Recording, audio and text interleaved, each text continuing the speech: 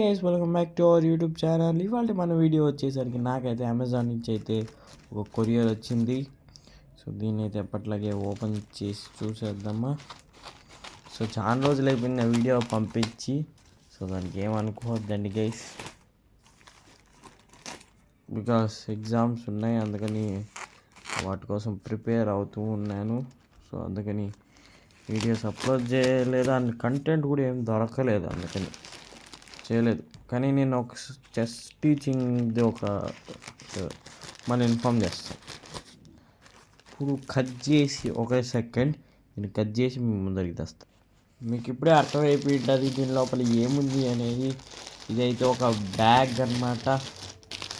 నేనైతే ఇంకా year complete కాలేదు.